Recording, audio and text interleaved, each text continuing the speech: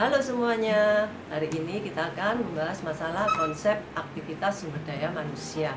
Tentunya kita tahu bahwa manajemen sumber daya manusia itu adalah pengelolaan sumber daya manusia. Jadi topik kita ini adalah kita akan membahas masalah sumber daya manusia.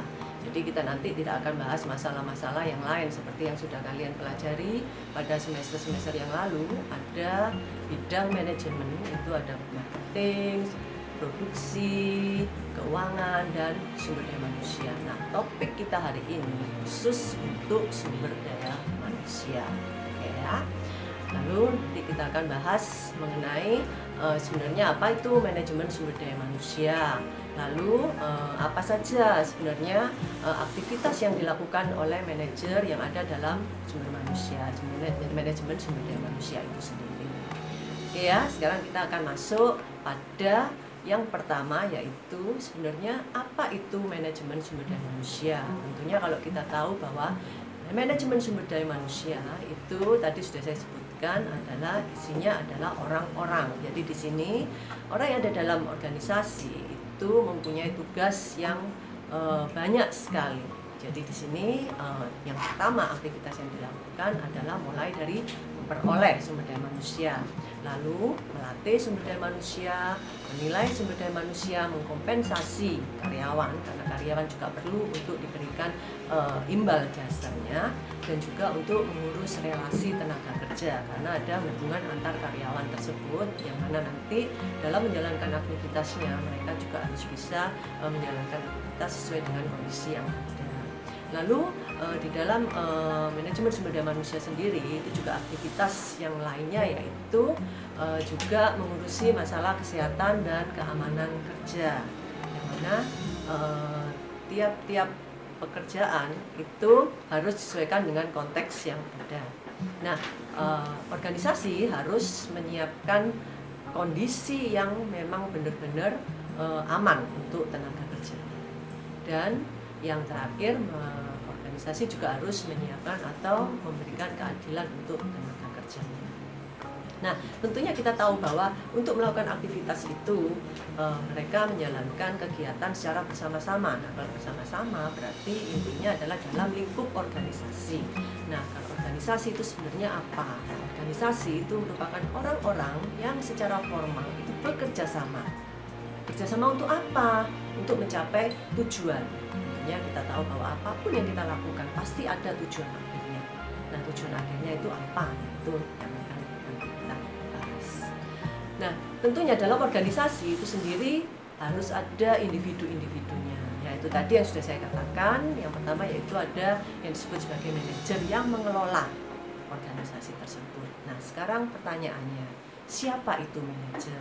Nah, manajer itu merupakan orang yang bertanggung jawab dalam pencapaian sasaran organisasi, yang mana mereka juga melakukan dengan cara mengelola usahanya yang ada dalam organisasi semaksimal mungkin agar organisasi bisa tentunya tadi di awal mencapai tujuannya. Seperti itu ya. Oke, tentunya kita tahu bahwa kalian sudah belajar mata kuliah pengantar manajemen. Kalau masih ingat ya, kita refresh sedikit.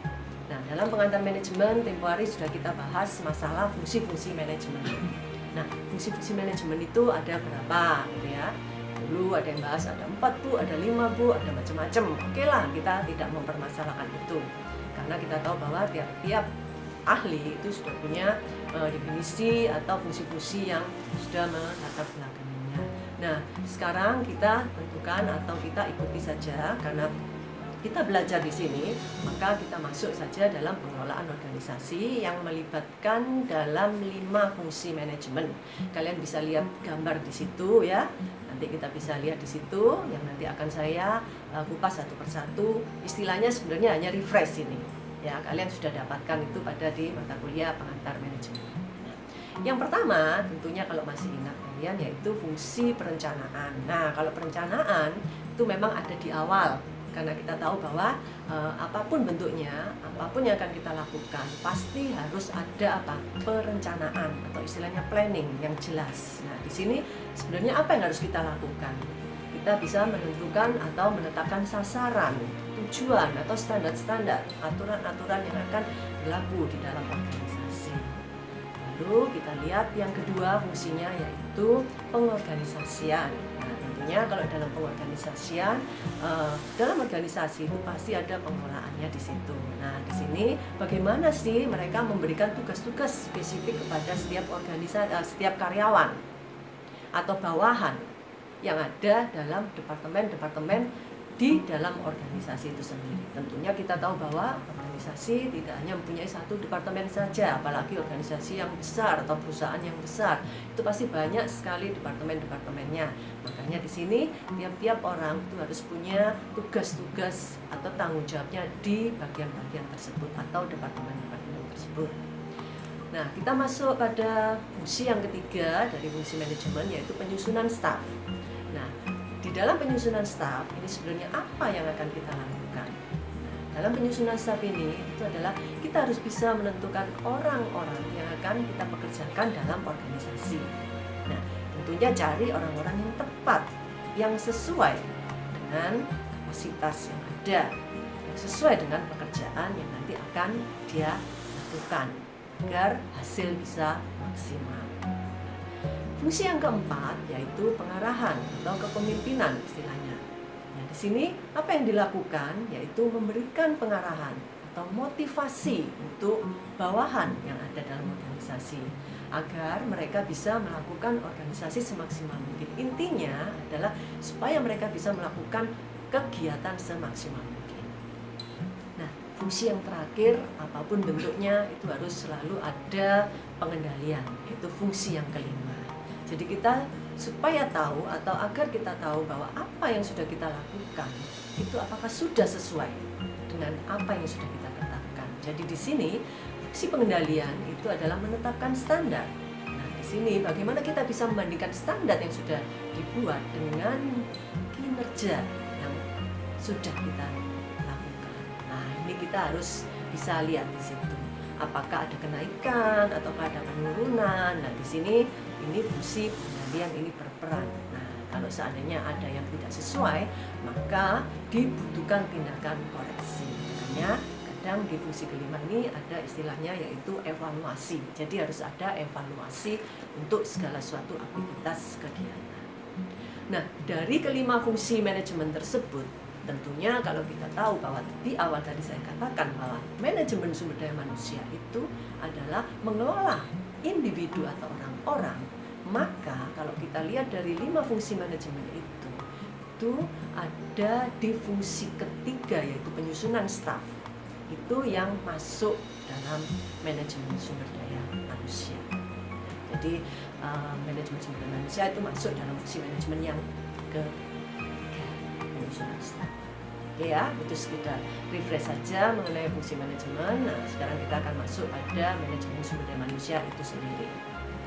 Nah, kalian bisa lihat di gambar tersebut yaitu sebenarnya apa sih fungsi-fungsi penyusunan staf tersebut? Karena kita tahu bahwa aktivitas sumber daya manusia itu sebenarnya tidak hanya mencari orang, tapi aktivitasnya itu panjang sekali, yaitu mulai untuk menentukan sebenarnya siapa orang yang akan kita kerjakan, yaitu mulai dari analisis pekerjaan, melakukan perencanaan pekerjaan, melakukan rekrutmen, melakukan seleksi, terus setelah itu melakukan orientasi, pelatihan, pengembangan, lalu juga harus menyiapkan kompensasi untuk tenaga kerjanya, dan juga harus memperhatikan posisi tenaga kerja itu atau istilahnya yaitu karir, jabatan seseorang yang ada dalam organisasi, lalu keadilan yang diberikan oleh organisasi ke karyawan, sampai pada yang terakhir yaitu bagaimana hubungan kerja antar karyawan dengan organisasi, hubungan kerja antar karyawan dengan karyawan, sehingga perusahaan juga harus bisa menyiapkan kondisi kesehatan dan keselamatan kerjanya, gitu ya. Jadi harapannya tingkat keadilan itu bisa dimaksimalkan. Nah, kalau kita lihat gambar di situ, maka kita bisa kupas satu persatu. Yang pertama yaitu memperoleh bagaimana perusahaan bisa memperoleh tenaga kerjanya. Ini ya, macam-macam ya caranya, nanti akan kita bahas satu persatu.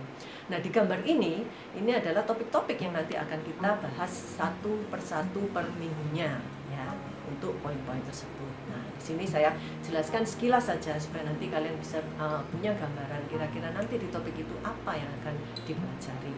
Ya. Yang pertama yaitu memperoleh. Nah, bagaimana sumber istilahnya perusahaan bisa memperoleh tenaga kerjanya. Ini nanti macam-macam. Awalnya dari menganalisis dulu kebutuhan tenaga kerja, lalu melakukan perencanaan. Jadi ingat ya, perencanaan itu selalu ada, tidak hanya di bidang-bidang lain, sumber daya manusia juga harus punya perencanaan. Jadi perencanaan sumber daya manusia intinya adalah sumber daya manusia orang. Sebenarnya berapa kebutuhan, seperti apa spesifikasi dan yang lain. Lalu melakukan analisis pekerjaannya, itu bisa job deskripsi, job spesifikasi, itu nanti akan dijabarkan di dalam poin yang ini, yaitu memperoleh tenaga kerja. Nanti lalu merekrut, menyeleksi dan sebagainya. Nah, setelah itu nanti yang kedua yaitu kita harus melakukan pelatihan. Bagaimana caranya kita bisa melatih tenaga kerja? Makanya masuk pada aktivitas sumber daya manusia, yaitu poin pelatihan. Nah, pelatihan ini juga nanti ada pengembangan untuk tenaga-tenaga kerja yang sudah ada dalam organisasi, ya. Bagaimana bisa menciptakan kemampuan tenaga kerja itu lebih daripada yang sudah dia punyai. Lalu yang ketiga, ini juga penting sekali karena tentunya kita tahu bahwa tiap orang atau individu itu ingin sekali apa yang sudah dia berikan atau tenaga yang sudah dia berikan itu dihargai. Oleh karena itu, organisasi itu juga harus memperhatikan bagaimana dia bisa memberikan kompensasi kepada tenaga kerjanya. Nah, model-model kompensasi yang seperti apa nanti itu akan dibahas lebih lanjut di pertemuan kompensasi.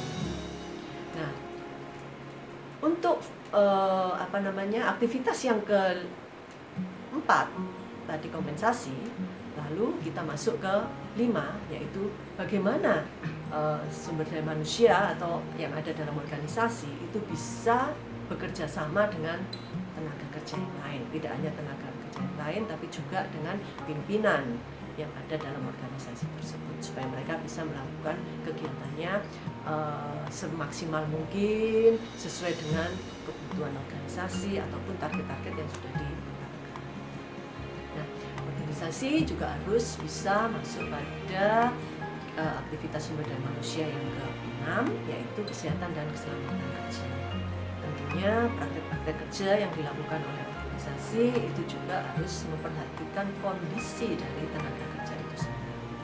Nah, keselamatan dan kesehatan kerja itu sangat mempengaruhi aktivitas kerja individu, yang mana kalau kita tidak perhatikan itu bisa saja nanti terjadi hal-hal yang tidak diinginkan. Nah, kalau sudah seperti itu otomatis nanti hasil kerja tidak maksimal. Nah, dampaknya kemana? Dampaknya juga ke organisasi itu sendiri. Nah, yang terakhir yaitu yang ke-7 ya, itu tadi kalau kita lihat dari gambar itu yaitu keadilan. Nah, ini harus bisa diciptakan semaksimal mungkin oleh organisasi. Karena di sini diharapkan tiap individu yang ada dalam organisasi itu merasa aman, nyaman bekerja di situ, sehingga mereka nanti bisa berkomitmen untuk bisa tetap melakukan aktivitas di dalam organisasi. Oke ya. Nanti di situ kalian bisa mendapatkan materi ini di tiap minggunya. Oke. Sekarang kita akan masuk ke aspek-aspek penting yang harus dilakukan oleh seorang manajer. Tentunya kita tahu bahwa dalam organisasi itu ada tingkatan manajerial. Jadi di sini ada level-level manajer atau manajerial. Yang mana tingkatan manajerial itu disebut sebagai manajer. Sebenarnya apa yang harus dilakukan? Aspek-aspek penting apa yang harus dilakukan oleh manajer tersebut? Nah, tadi tentunya kita kembali lagi ke gambar tadi, aktivitas sumber daya manusia, yaitu yang pertama melakukan analisis pekerjaan. Tadi yang pertama harus bisa menentukan sifat pekerjaan dari setiap karyawan. Nah, di sini menentukan job deskripsi dan menentukan job specification. Job deskripsi itu gambaran seperti apa tenaga kerja yang akan kita pekerjakan atau yang akan kita terima seperti itu. Lalu spesifikasi atau job specification itu kriteria kemampuan seperti apa yang harus dipunyai oleh individu untuk bisa menduduki posisi-posisi tertentu. Jadi tentunya kalau kita tahu bahwa kalau kita membutuhkan tenaga kerja, seandainya nanti akan kita tempatkan di posisi bagian pemasaran gitu ya, maka job deskripsinya apa? Yaitu mereka harus bisa mampu menggambarkan sebenarnya tugas-tugas di bagian pemasaran itu apa. Bagaimana mereka punya kemampuan atau spesifikasi untuk bisa menjalankan aktivitasnya. Tentunya kalau kita tahu bahwa di bagian pemasaran harus mampu kalau menjual ya, menjual produk yang dihasilkan oleh perusahaan dengan target yang sudah ditentukan seperti itu. Nah, jadi kalau seperti itu spesifikasinya yang kita butuhkan nanti seperti apa gitu. Kita bisa masukkan latar belakang pendidikan, kita bisa masukkan usia ataupun kemampuan berbahasa kalau memang dibutuhkan, kemampuan komunikasi, oke, nggak masalah. Jadi itu ada kriteria di situ. Nanti kalau seandainya kalian bisa lihat-lihat atau baca-baca di buku, itu ada banyak sekali contoh-contohnya. Lalu yang kedua yaitu merencanakan kebutuhan tenaga kerja dan merekrut tenaga kerja. Tentunya kalau sudah tadi yang di awal yaitu melakukan analisis, maka kita bisa menentukan nanti kita butuh berapa gitu ya. Tadi makanya ada perencanaan. Saya butuh 30 tenaga kerja gitu. Tapi tentunya tenaga kerja 30 ini tidak hanya di satu bagian. Nah, itu tadi kita kembali lagi ke organisasi itu. Nah, bagian mana yang membutuhkan itu? Nah, nanti setelah itu maka dilakukan apa? Perekrutan, mencari tenaga kerja yang cocok. Macam-macam perekrutan banyak sekali.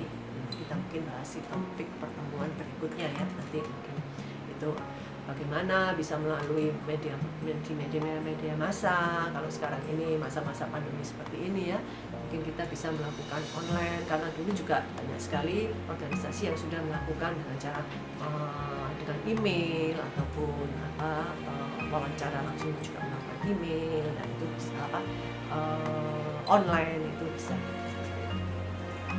Lalu yang ketiga yaitu memilih tenaga kerja. Nah ini caranya yaitu setelah merekrut maka mereka melakukan seleksi.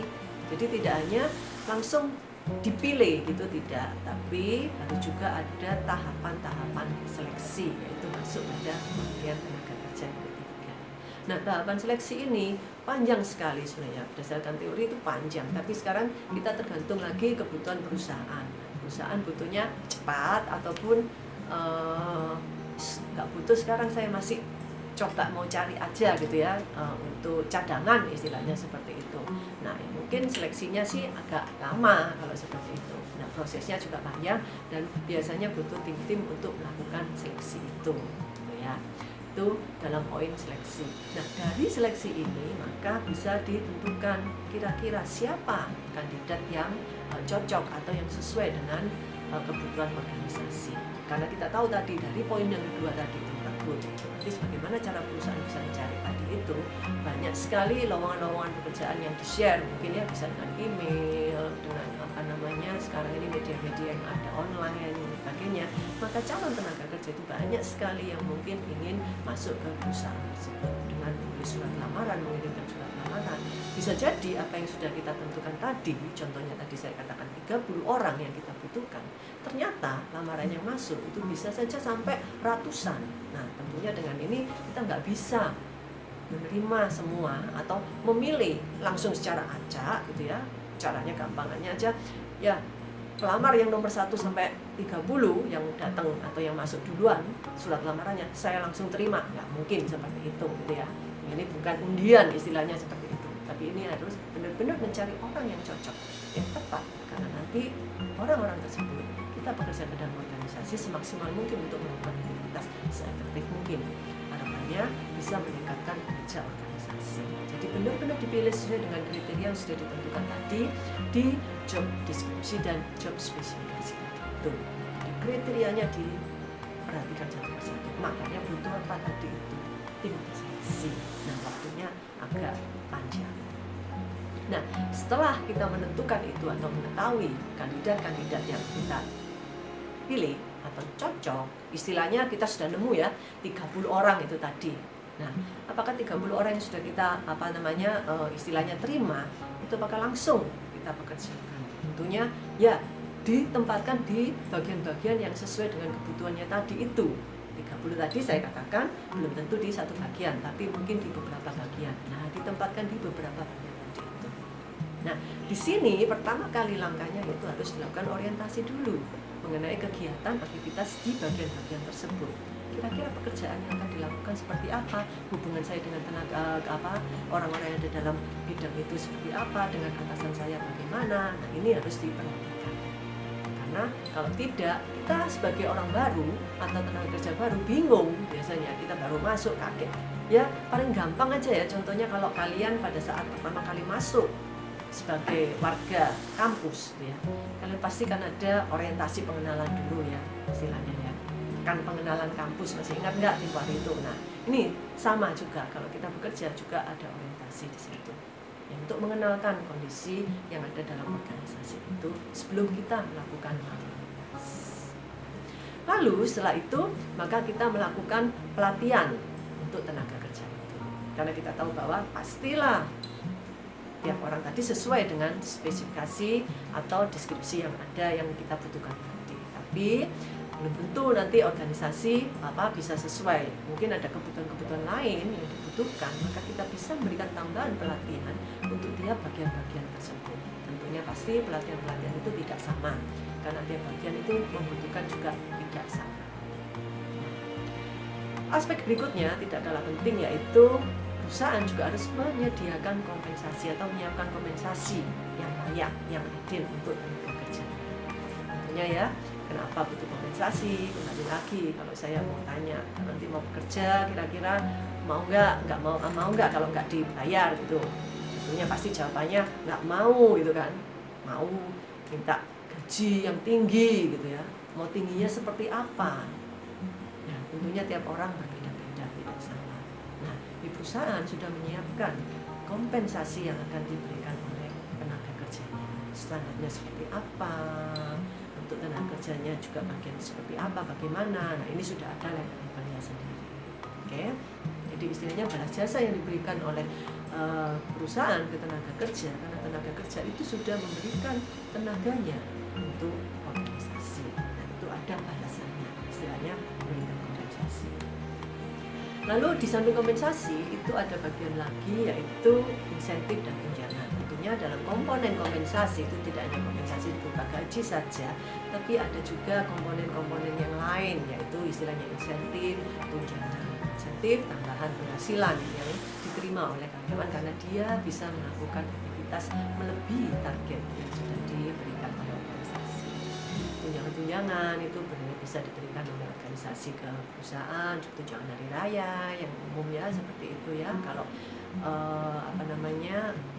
seperti kalau kita mau dikasih beasiswa juga bisa masuk ke situ gitu ya, itu bisa macam-macam tunjangan banyak sekali ya, nanti kita bahas lebih lanjut. Lalu berikutnya, namanya orang bekerja atau apapun bentuknya itu selalu ada penilaian, makanya ada aspek yang ketujuh yaitu melakukan penilaian kinerja. Jadi kalau kita kembali lagi, kalau kalian mulai dulu sekolah pasti ada nilai ya. Kalau sekolah dulu ada rapot gitu ya. Kalau kuliah kemarin sudah semester berapa 1, 2 ada KHS, jadi ada penilaian. Kenapa kok selalu dinilai? Kerja pun juga ada penilaian. Nah, ini untuk bisa mengukur kemampuan atau kegiatan kerja kita seperti itu. Oke. Lalu yang ketujuh yaitu bagaimana kita melakukan atau bisa melakukan penilaian kinerja. Jadi di sini aspek pentingnya yang ketujuh yaitu menilai kinerja karyawan. Tentunya kita tahu bahwa apapun bentuknya selalu ada penilaian kerja. Nah, tidak hanya dalam dunia kerja saja, tentunya kalau kita kembali lagi ke masa-masa kalian sekolah dulu, itu pasti ada penilaian. Dulu kelas TK, SD, SMP, SMA, itu kalian pasti pada rapot. Nah, itu digunakan untuk menilai bagaimana kemampuan kalian dalam belajar atau bidang-bidang studi atau mata pelajaran itu, kemampuan kalian seperti apa. Nah, itu tahunya dari hasil itu di rapot. Dalam dunia kerja itu juga kita dilakukan penilaian, jadi ada istilahnya yaitu penilaian kinerja. Nah, ini untuk mengukur bagaimana kemampuan kerja kita, apakah sudah sesuai dengan keinginan organisasi, apakah sudah maksimal seperti itu. Lalu aspek berikutnya yaitu yang ke-8, yaitu berkomunikasi. Bagaimana kita bisa melakukan komunikasi dengan orang lain yang ada dalam organisasi. Kalau level manager, bagaimana bisa mewawancarai tenaga kerja baru atau orang-orang yang ada dalam organisasi, bagaimana bisa menampung keluh kesah dari bawahan yang mungkin ada sesuatu yang mungkin kurang maksimal, suatu kesalahan, bagaimana mereka bisa memecahkan masalah tersebut. Nah, ini komunikasi antar individu yang ada dalam organisasi itu juga harus benar-benar terjalin. Lalu aspek yang berikutnya yaitu yang ke-9, melatih dan mengembangkan tiap orang yang ada dalam organisasi. Tentunya kita tahu tadi bahwa setelah kita dapat orang tadi yang keempat, orientasi, maka kita melatih, itu ya sudah ya. Nah, ini masuk dalam pelatihan. Tentunya juga nanti ada pengembangan. Nah, bagaimana caranya kita melatih? Nanti banyak sekali cara-cara, model-model pelatihan dan pengembangan untuk manajer yang ada dalam organisasi. Lalu yang terakhir, tidak lupa kalau kita memang harapannya bisa memanage tenaga kerja semaksimal mungkin, diharapkan kita bisa membangun komitmen tenaga kerja itu atau karyawan. Jadi kita bisa berlaku adil dan itu semua, otomatis komitmen tenaga kerja ke perusahaan itu pasti bisa terjadi. Nah, kalau seperti ini, otomatis karyawan itu istilahnya apa ya, setia gitu ya pada perusahaan. Disuruh apapun gitu mungkin nggak mau gitu ya, diminta keluar juga nggak mau. Pokoknya ya saya sudah istilahnya safe atau cocok di perusahaan ini, nyaman di perusahaan. Tentunya dalam menjalankan organisasi itu tidak selamanya bisa berjalan mulus gitu ya. Banyak sekali mungkin manajer-manajer juga melakukan kesalahan. Intinya namanya manusia ya, tidak selamanya sempurna atau benar-benar perfect seperti itu. Jadi pasti mungkin ada kesalahan. Nah, kesalahan nggak apa-apa, nanti kalau kita sudah tahu maka kita bisa perbaiki. Nah, kita bisa istilahnya melihat sebenarnya kesalahan-kesalahan apa saja sih yang sering dilakukan oleh manajer selama mereka melakukan organisasi atau mengelola organisasi. Yang pertama, mempekerjakan orang yang salah di pekerjaannya. Nah, itu tadi dari awal mungkin proses perekrutannya atau kriterianya nggak sesuai, bisa saja tadi mungkin cepat-cepat atau mendadak atau urgent. Nah itu ya, nah itu aspek-aspek lain diabaikan, bisa saja terjadi seperti itu.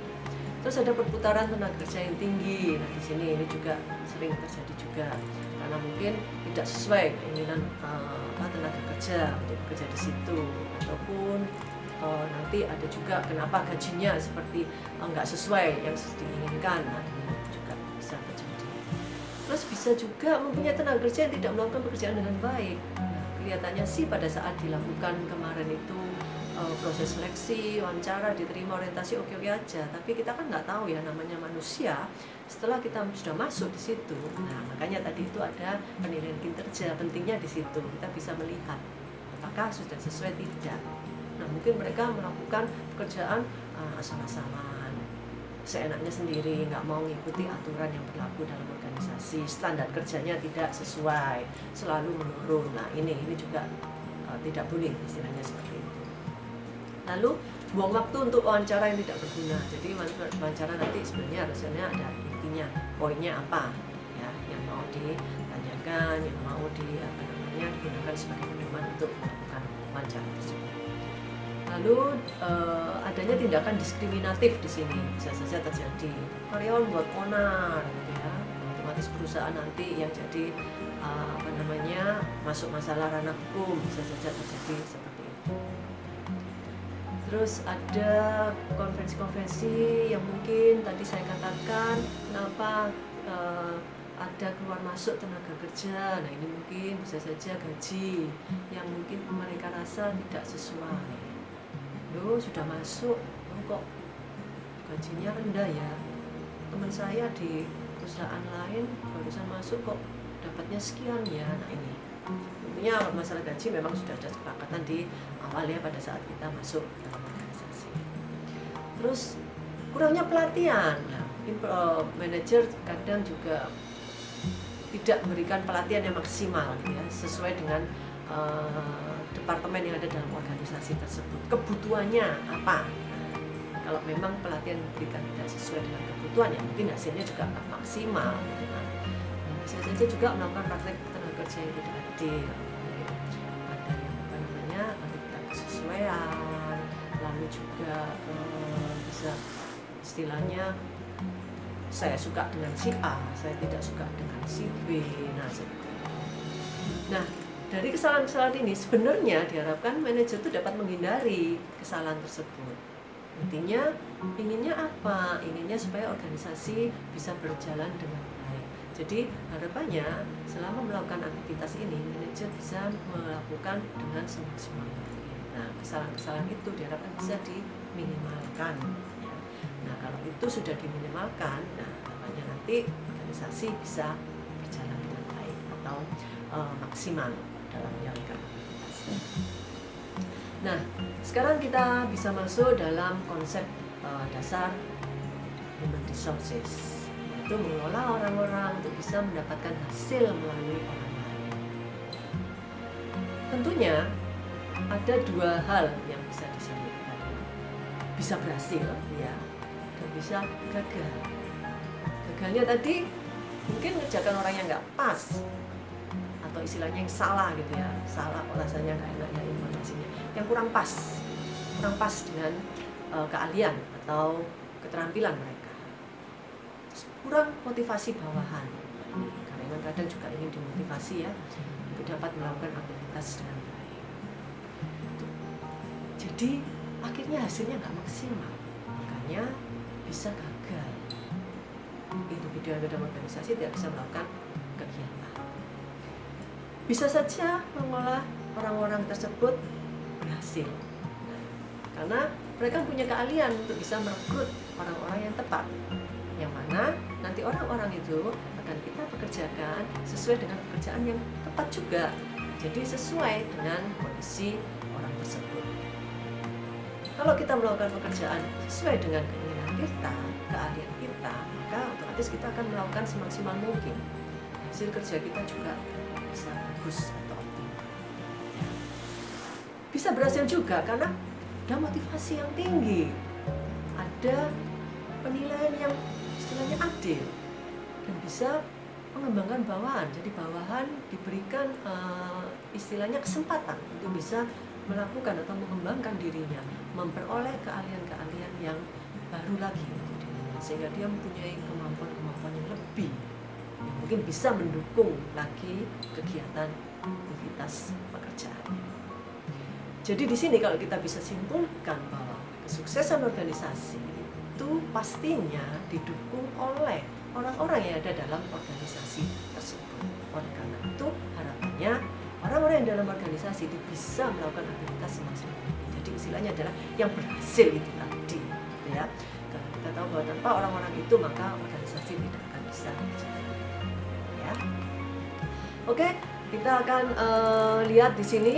Kalau kalian lihat di situ ada aspek lini dan staf dari manajemen manusia. Nah, kalau yang lini di sini manajer lini itu bisa disebut sebagai manajer yang punya otoritas untuk apa? Untuk mengarahkan pekerjaan bawahan dan bertanggung jawab untuk menyelesaikan tugas yang ada dalam organisasinya. Kalau staf, namanya staf ya, itu pasti mempunyai otoritas untuk membantu, menasehati, memberikan saran, ide atau gagasan ke manajer lini agar mereka bisa melakukan aktivitas sesuai dengan kebutuhan perusahaan. Nah, di situ tadi di manajer lini dan staf itu ada istilah otoritas ya. Otoritas itu juga berbeda antara lini dan staf. Nah, kalau yang lini itu otoritas lini itu otoritas yang digunakan untuk mengarahkan aktivitas orang-orang yang ada dalam departemennya. Tapi kalau yang otoritas staf itu otoritas yang memberikan hak kepada manajer untuk bisa menasehati manajer yang lain atau karyawan yang lainnya. Jadi di sini ada dua jenis otoritasnya. Kalau ini bisa untuk mengarahkan, ini ya pekerjaannya, kita bisa memberikan instruksi pada bawahan kita atau yang lain. Tapi kalau staff, nanti kita hanya memberikan saran, nasihat, atau memberikan ide, gagasan tersebut. Nah, tugas-tugas manajemen sumber daya manusia dari manajer lini itu banyak sekali ya. Nanti kalian mungkin bisa baca di buku. Ini sekilas saya tulis di situ, ada di situ nanti di PowerPoint juga kalian bisa lihat. Saya hanya baca 1, 2, 3 aja ya. Menempatkan orang yang tepat pada pekerjaan tadi sudah saya bahas. Mulai karyawan baru dalam orientasi tadi juga sudah saya bahas ya. Ini sekedar review ya. Orientasinya seperti apa ya, itu harus jelas, karena tanpa orientasi maka juga mereka tidak akan tahu pekerjaannya seperti apa.